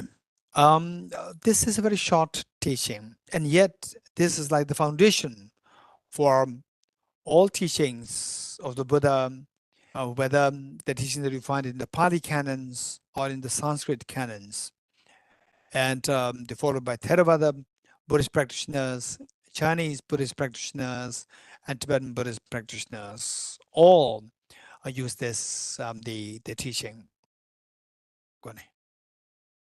So, with this in mind, and the background has it. I'm going to read it quickly. The Noble Mahayana Sutra, dependent arising. Um, Homage to all Buddhist Bodhisattvas. Thus did I hear at one time. So when it said, thus did I hear at one time, this is indicating the authenticity of the teaching. That is not that I'm fabricating this teaching or I'm just speculating something happened at the time of the Buddha. Instead, this is what I've heard. And it's indicating the authenticity of the teaching. The Blessed One, referring to the Buddha was in the realm of the 33 gods.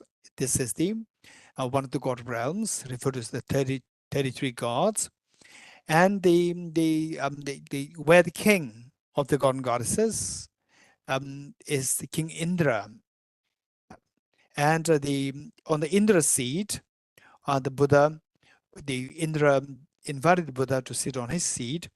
With him, they were great hearers, Shravakas, such as the Venerable Ashvajit, and the Bodhisattvas, Mahasattvas, such as Noble Arya Noble Avalokiteshvara, and Arya Vajrapani, who are adorned with immeasurable precious qualities. So this is the background, the scenario created, as well as various gods such as the great Brahma, who is the lord of the Saha world, Narayana, the great Ishvara, Sakara, who is the chief of the gods, and Panchasika, who is the king of the Gandharvas. And Gandharvas is also referred to, the Gandha is the smell eaters.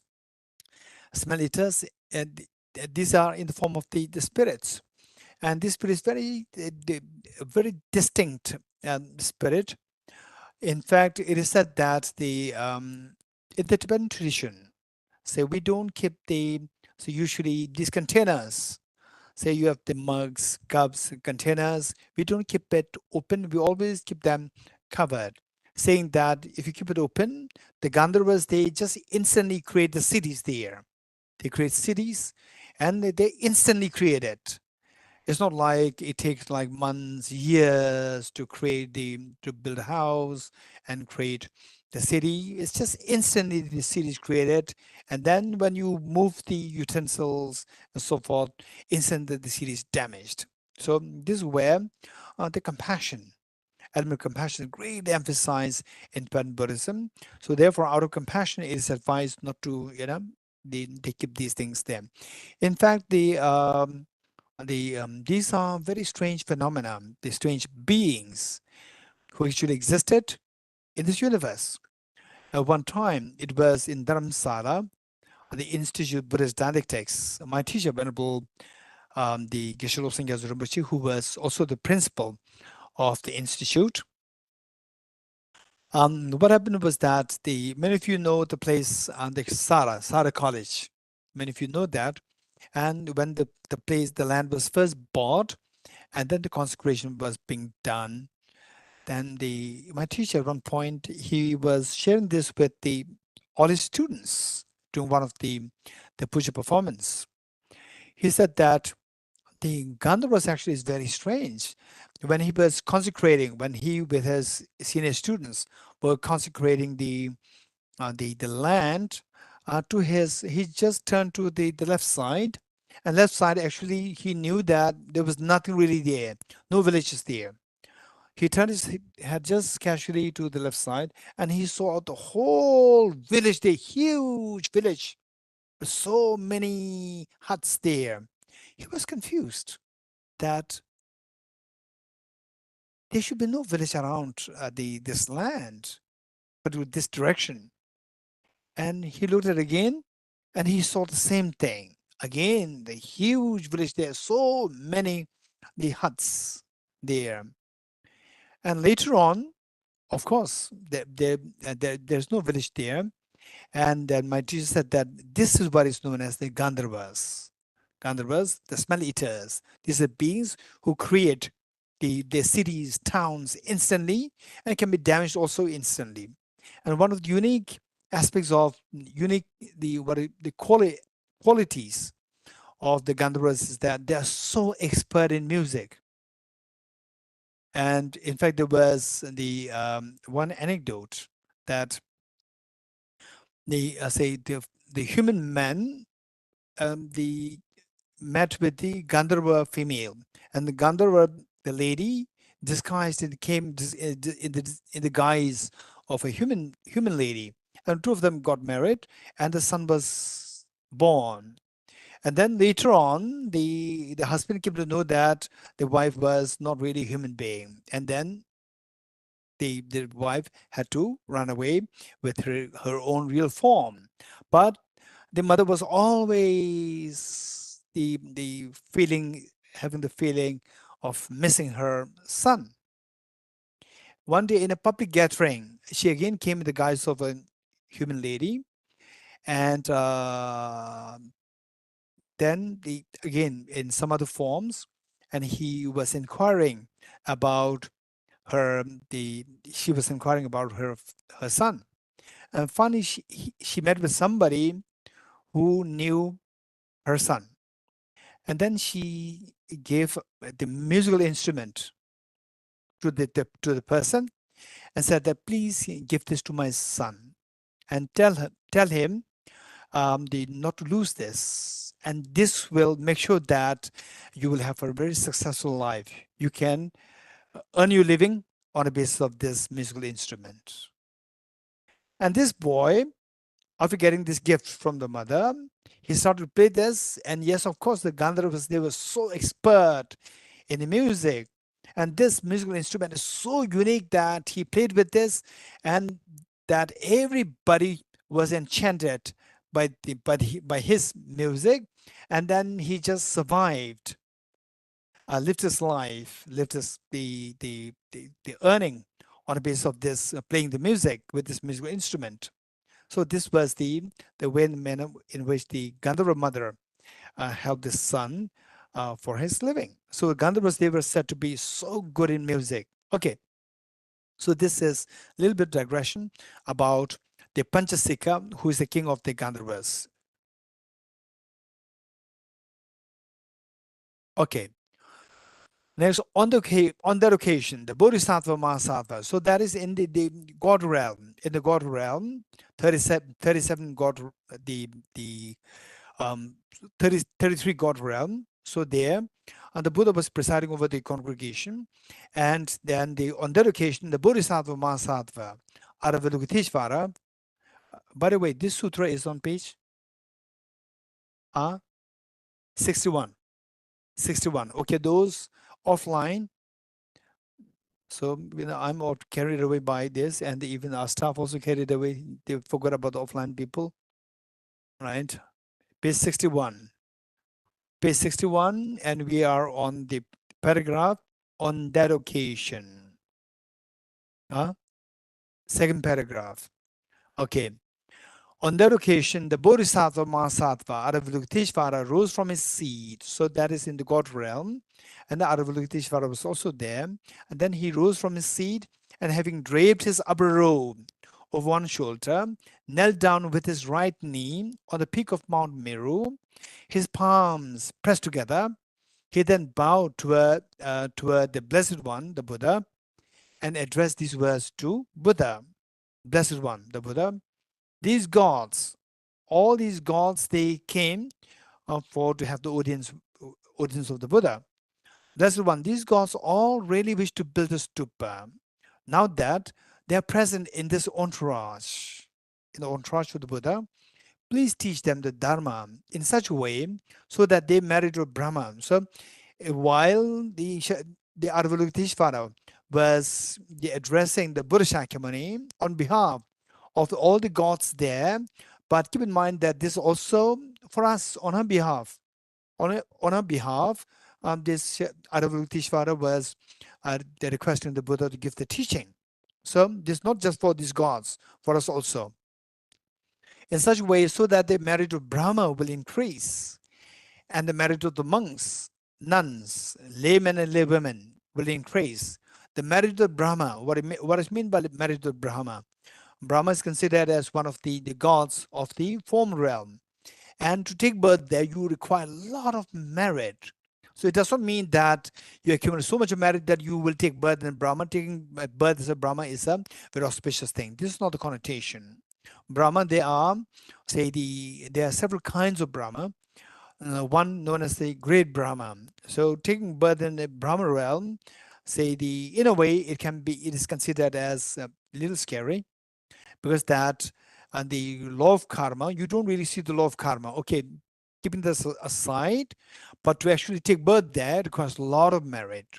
And the merit equal to the merit to take birth in Brahma, which means enormous of the merit will increase, and the merit of the monks, nuns, laymen, and laywomen will increase much more than that of all types of beings in the world of gods, Maras, Brahma, including renunciants and the Brahmins. So, how to rebuild a stupa so that your merit will be multiplied enormous the number of times. At this, the Blessed One, the Buddha, spoke the verses of dependent arising. So this verse, which we the Tibet House, not in the master's course and not in the diploma course, for all the classes and for all these programs, we recite this mantra every time. So this mantra is so precious, and this is what the Buddha actually taught by himself. And if you know this meaning well, and wherever you travel, be on an airplane, from the airplane you can see that millions of people are covered under you. You can see the whole city there, and under the sea, under the ocean, all trillions of creatures are there. In the wilderness, again, the trillions of creatures are there. Just pray for, recite this mantra for them.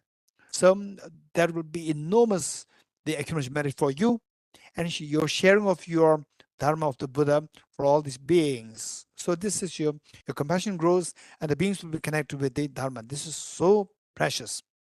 Okay, so to know this, there are two things to keep in mind. That is that the whole teaching of this is grounded on, cultivating the wisdom. And the wisdom, while there are so many kinds of wisdom, there are two wisdoms which are being dealt here with.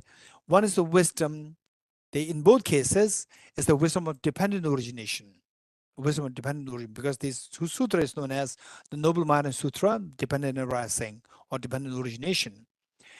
So the wisdom is to counteract the ignorance, and the ignorance, where we see that there are two kinds of ignorance.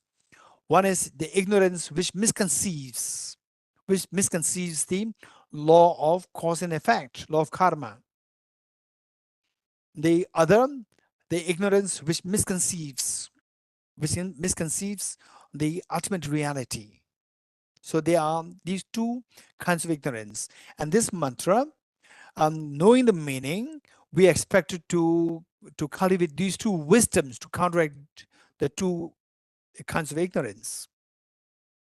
The first one, the first wisdom is wisdom to know the cause and effect relationship, to counteract the ignorance which misconceives the cause and effect, which disregard the law of karma.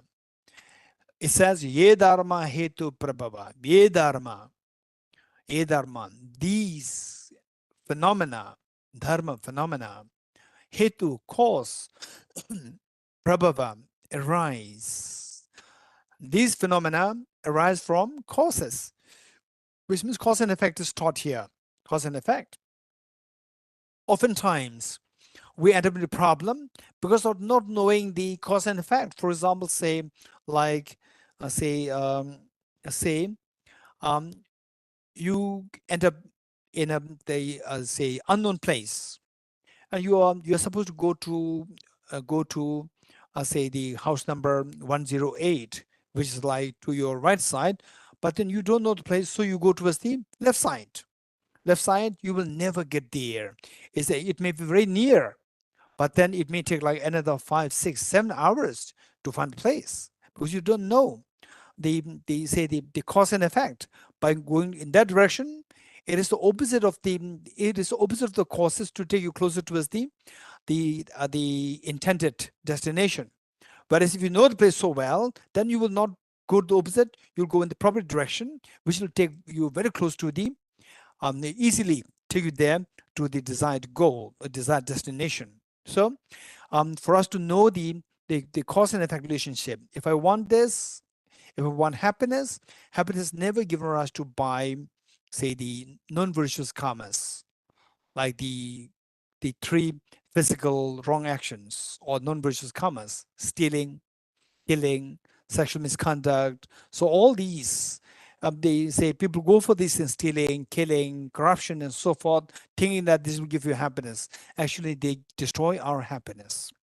Then the three verbal, say the slander, harsh words, idle gossip, and then the what?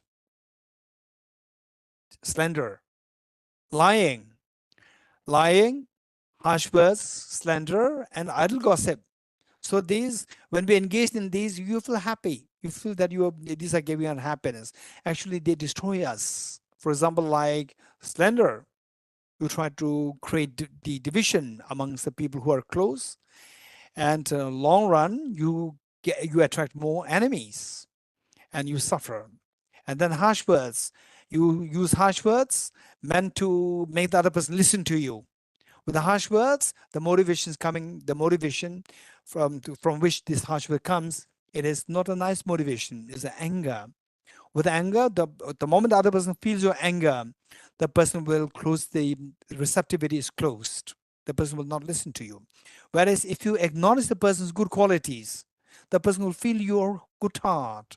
The moment the other person feels your good heart, the person will be happy to listen to you. Then what's the purpose of you shouting? Shouting is to make the other person listen. The person really listens if you talk nicely, not shouting. So therefore, when you shout, you fail to know the cause-effect relationship. Shout will make the other person not listen to you. And actually you shout to make the other person listen to you. So therefore, this is where we fail to know the cause and effect relationship, and we now need to cultivate the wisdom to know the cause and effect relationship. What I want to accomplish, it must be accomplished by the conducive causes, not by the non-conducive causes. So this is the meaning of ye dharma hetu prabhava. Hetum tesham tathagato hyavatat. Hetum, plural form of the cause. Tesham, these causes. Okay. Now related to our miseries, these causes of the miseries, who identified these causes of the miseries? Tathagata, the Buddha. The Buddha identified these causes of the miseries. Hyavatat means taught. The Tathagata taught these causes of the miseries. Okay, so what causes? Contaminated karmas, then the afflictions, inappropriate tension, and self-grasping ignorance. These are the causes, say, our wrong actions, wrong thoughts in terms of afflictions. Then inappropriate attention, just seeing things as in the absolute form, not in relative terms. When you see things in relative terms, then you will not be excited. You will not go into extreme depression or extreme excitement when you see things relative terms. So whereas when you see things as absolute, this is again a wrong way of seeing. These are the causes which give rise to our miseries. So this is what the Buddha taught. Now, is there a way out? Is there a way out? Answer is yes, there's a way out. How? Tesham chayo nirota. Say, chayo, whatever. Tesham, these. Whatever of these causes, nirota, cessation. The cessation of whatever of these causes of the miseries, evam, evam is thus, vati, again, taught or said, Mahashramana, Maha is the great, Shramana, the seer or the saint, the great seer or the great saint, is taught by the great seer referring to the enlightened beings, the Buddhas. Yeswaha, So when you say the Buddha, it's not confined to Buddha Shakyamuni. It is to all the Buddhas. When you become a Buddha, you will also say the same thing. Like the Buddha Kashyap.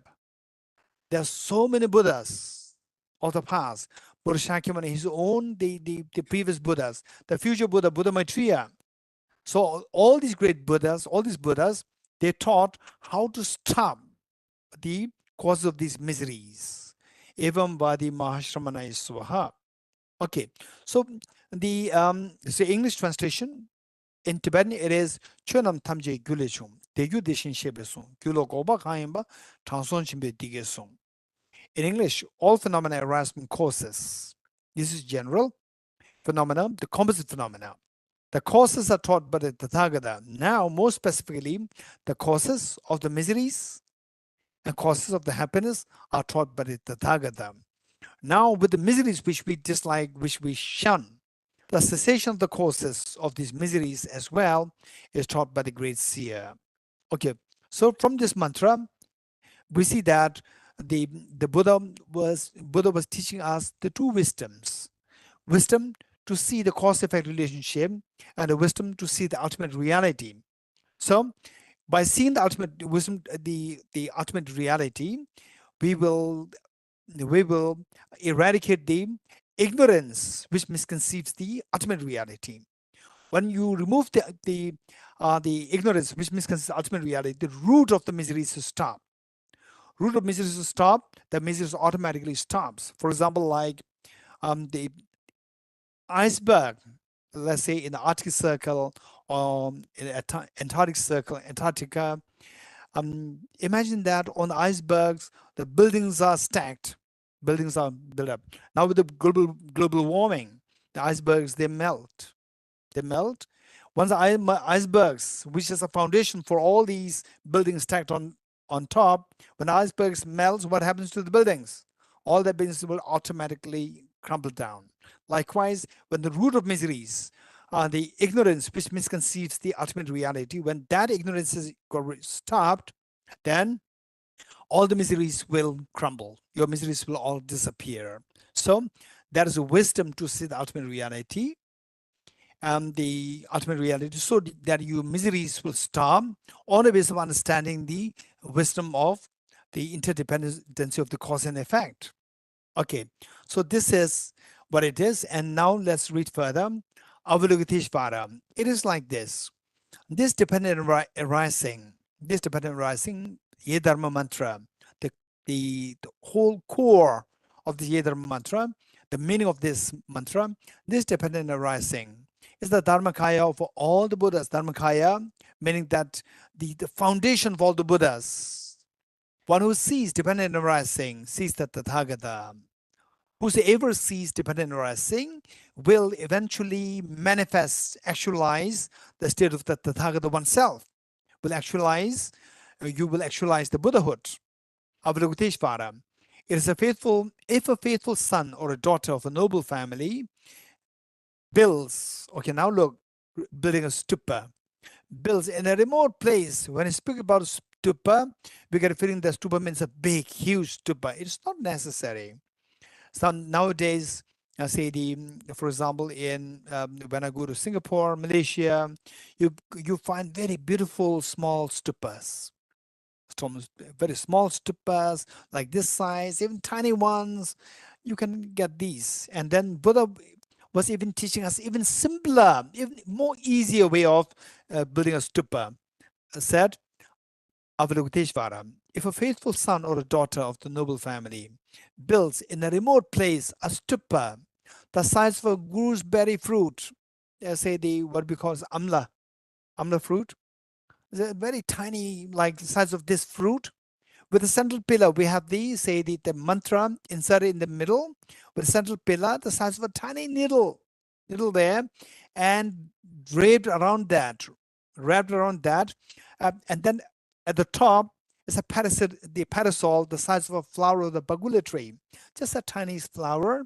Say anything which is very beautiful, like a piece of cloth, clean piece of cloth, as a parasol, as a sign of respect for this flower of bagula tree, and inserts this verse. ye dharma hetu prabhava hetum tesham tathagato hevata tesham chayo nirodha evam vadi ma shramana. So this mantra inserts this verse of dependent arising, which is the dharma dhatu. Dharma dhatu means the ultimate reality, ultimate expanse.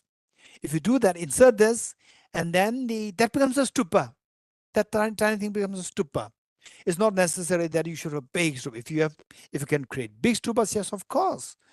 The but even if you don't have any financial, say the financial you are not strong, it doesn't matter. Still, you can build stupa, a very tiny container like a glass or anything, and then they say a tiny needle there.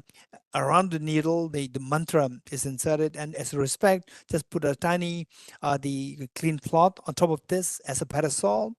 That's stupa. And then they said this is this the stupa of the Yedharma mantra, essence of dependent origination mantra. Okay. Inserts this verse of dependent arising, which is Dhammadadu. He or she will generate the merit of Brahma. When such persons pass on from here and die, they will be reborn in the world of Brahma. World of Brahma meaning it's not necessary that you have to take birth in actually the realms of the Brahma, but if you want to take birth there, you can take birth there. You have enough merit to take birth there. But if you don't want to take birth there, you want to take birth as a human being, you can take birth as a human being with all the facilities intact, long life, beauty, and the conducive factors of dharma practice. All these things will be there. When they pass on from there and die, they will be reborn with fortunes equaling those of the gods of their pure abodes. Okay. Now, if this were to be the case, we're simply creating such the tiny the stupa with the essence of dependent origin mantra inserted in it. And what a mention of, say, the real stupa, this symbolic stupa. The real stupa is your mind manifesting the meaning of this mantra. You become the stupa.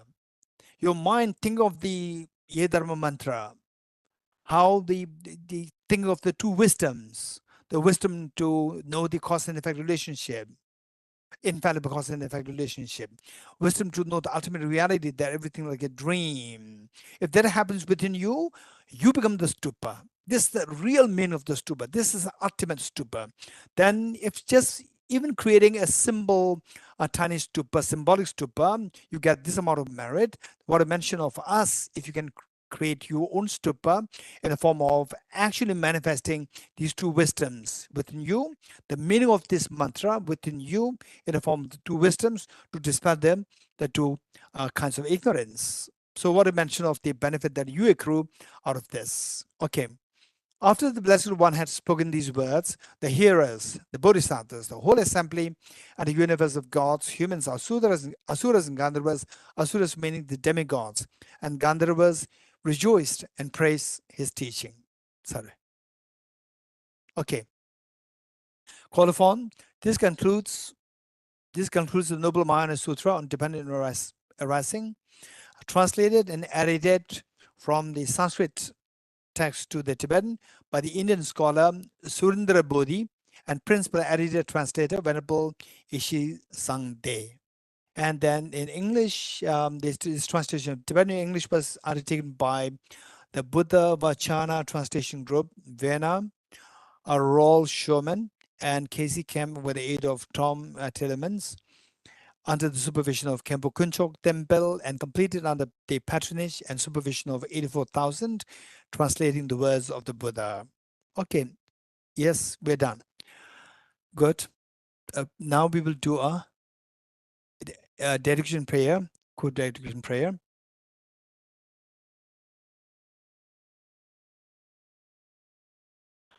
Okay, no doubt, having taken the aspiration Bodhisattva vow and having learned about this, the sutra, Mahayana Sutra on dependent origination, no doubt we have accumulated so much of merit. And the merit that we accumulated, let us dedicate them in the following. First, let us dedicate the merits thus gathered. That is Holiness the Dalai Lama, the true source of joy and happiness on this earth, that he lives long, and that his wishes be fulfilled spontaneously. Let us also dedicate merits to that scattered, that all these learning centers, the great learning centers from the different traditions, Theravada tradition, Chinese tradition, Tibetan tradition, within Tibetan tradition, Sakya, Kagyu, Nyingma, Gelu, Chonang, Potong, all these traditions, they thrive in the activities of study, reflection, meditation, where the real flourishing of the bodhicitta and the wisdom of emptiness happen on the basis of the profound understanding of the dependent origination. And let me also personally dedicate merits to Daskatha, that each one of you, through your concerted effort in the practice of this sutra, that you soon see the dawn of the wisdom of emptiness bodhicitta within yourself, that each one of you becomes such a reliable guide to lead all demonstration beings to its ultimate happiness. And let us also pray that all the I say all the misgivings and all the natural disasters in the world and all the problems created by the man-made the problems, the border tensions and so forth, all these problems subside, and that everybody, all citizens of the world, including the animals, the vegetations, they can all breathe with a fresh breath of the peace, compassion, and harmony. So with this in mind, let us recite the following verses together. Okay, the offline participants, the what we have here is a little different from the book here. So you can just see, and in the end, there's addition direction prayer. Okay, say this together. In the land encircled by snow mountains, you are the source of all happiness and good. All powerful Chen say Tenzin Gyatso, please remain until samsara ends. Just as the brave Manjushri and Samadbhata too realize things as they are, also I dedicate all these merits in the best way that I may follow the perfect example. I dedicate all these rules of virtue with the dedication praised as the best by all the Buddhas who appear in the three times, so that I might perform the noble Bodhisattva's deeds. Chanjo Samjo Rinpoche Ma Ge Banam Ge Gyoro Gyaba Nyamba Mebaya Kone Kondo Pebarai. May the Supreme Bodhicitta that is risen and rising grow, may that which is arisen not diminish but increase forevermore. As long as space remains, as long as sentient beings remain, until then may I too remain to dispel the miseries of the world. Our dedicated marriage thus gathered, treasure realization that is in the prayers of all the Buddhas and Bodhisattvas of the three times, and to the upholding the Dharma of teaching and realization. May I in all lives, through the force of this merit, never separate from the four wheels of the Mahayana vehicle, and accomplish all the stages of the path, renunciation, bodhicitta, perfectly went through two stages. May sentient beings again and again make offerings to all the Buddhas, and may they constantly be joyful with the inconceivable bliss of the Buddhas. With the wish to free all beings, I shall always go for refuge to the Buddha, Dharma, and Sangha until I reach full enlightenment. Due to the merits of these virtuous actions, may I quickly attain the state of Guru Buddha, and lead all beings without exception into that enlightened state. Yata Om Gati Gati Paragati Parasamgate Bodhiswaha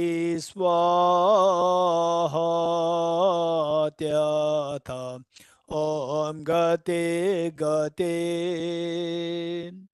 Paragate Parasamgate Bodhiswaha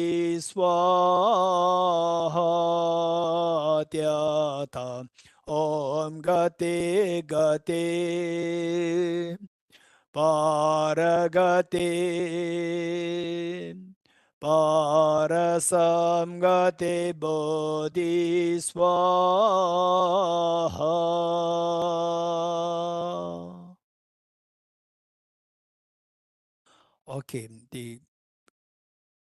Okay, so we have now the Tsok offerings which are made to all Buddhist Bodhisattvas, and then now we'll receive them in the form of blessings. And the younger ones, please come to distribute to the offline participants and online. Okay, Ravina.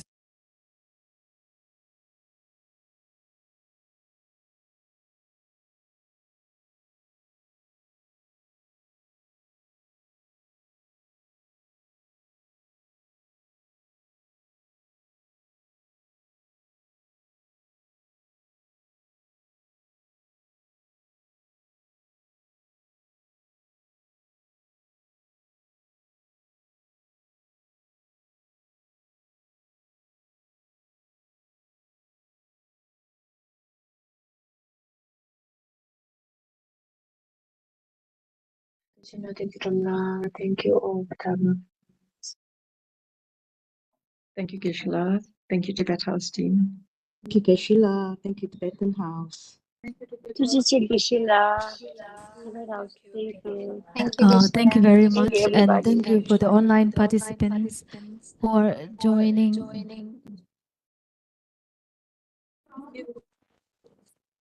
Thank you very much, and thank you very much for the online participants who are joining. So after we end this session, we will do the three frustrations, and we will see you again in the next Thank you, Geshe. programs. And we are sorry that we could not able to prepare the tour for you all. Please come to India, and then we can have the Zoom all together. Yeah. So for the offline participants, we have prepared the tea and refreshment. So it is at the left side of the hall, and we have prepared the Tibetan traditional rice. It is called desi in Tibetan. So please have it and enjoy. Thank you. And we will be doing a three prostration now.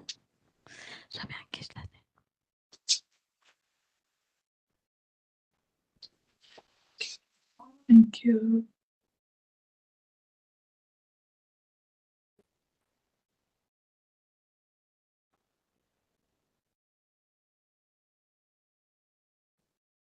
Thank you. Thank you, Geshe. Thank you. Malo cutting chair. Thank you, everyone.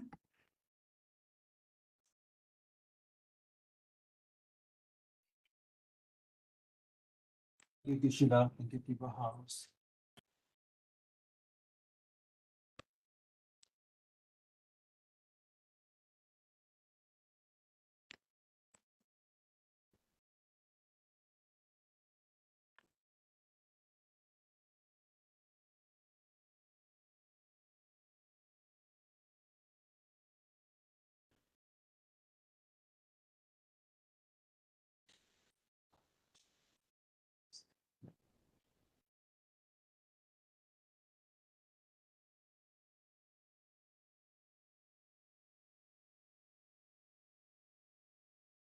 Geshe-la. Thank you, Tibet House.